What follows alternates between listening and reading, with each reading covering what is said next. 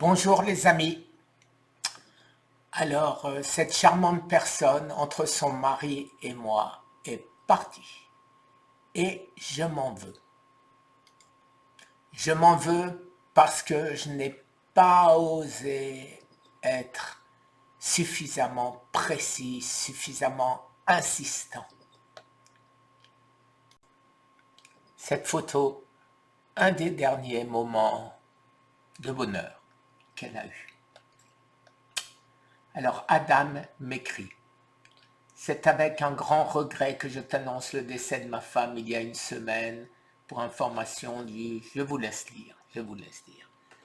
Par contre, ce qui est très important, please, partage avec tous les amis que mon conseil principal et immédiat à tous ceux qui veulent tenter de la vitamine C en haute dose est de bien faire attention à suivre vos compteurs de sang, incluant paquets, et ainsi suivre votre ionogramme sanguin, potassium, sodium, calcium, etc.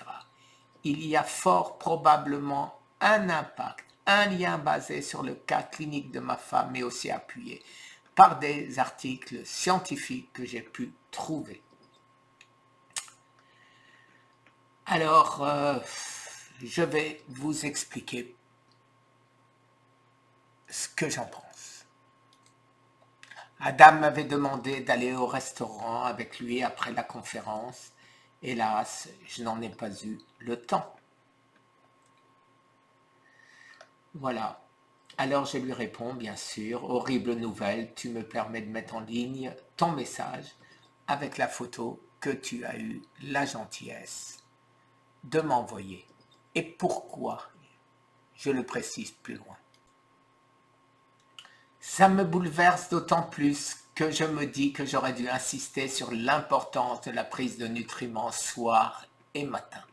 En effet, entre deux prises de sang, la carence peut être très rapide et là, ça peut être fatal. Ce que tu m'as écrit va peut-être sauver d'autres vies. Si tu en es d'accord, on va faire de cette vidéo un hommage posthume à ton épouse.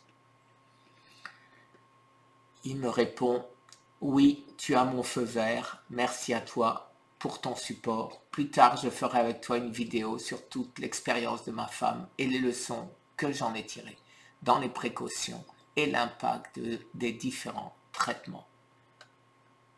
Merci Adam. Un autre email qui s'est certainement croisé. Oui Guy, tu peux en parler, nous ferons ensemble une autre vidéo que je dois préparer pour raconter toute l'histoire avec les leçons à tirer.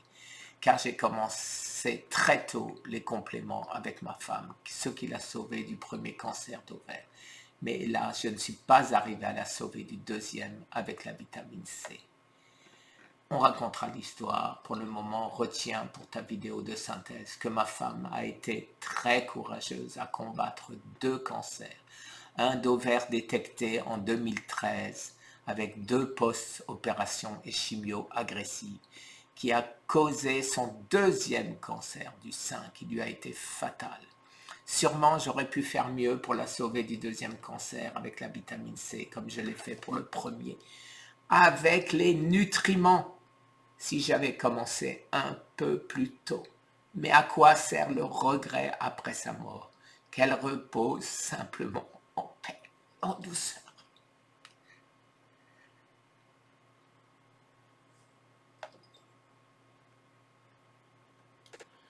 Alors oui les amis, je m'en veux énormément de n'avoir pas dit à Adam ce que je pensais, mais on n'en a même pas eu l'occasion, mais je ne suis pas assez incisif pour dire à quel point je pense que Eric Berg a raison avec ses petites vidéos, que Thomas Seyfried a raison avec ses conférences.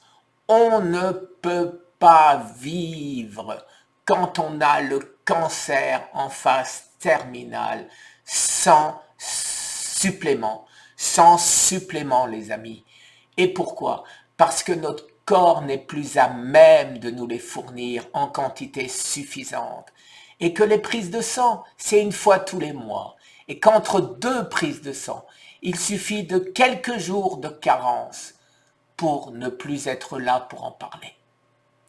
Alors oui, maintenant, je vais insister auprès de mes amis, auprès de Laurent, excusez-moi, auprès de Patrick, pour que pour qu'il le dise à tous ces malades. J'espère qu'il le fera. C'est pour moi, je pense que c'est une des raisons pour laquelle je suis encore vivant. Merci les amis. Au revoir.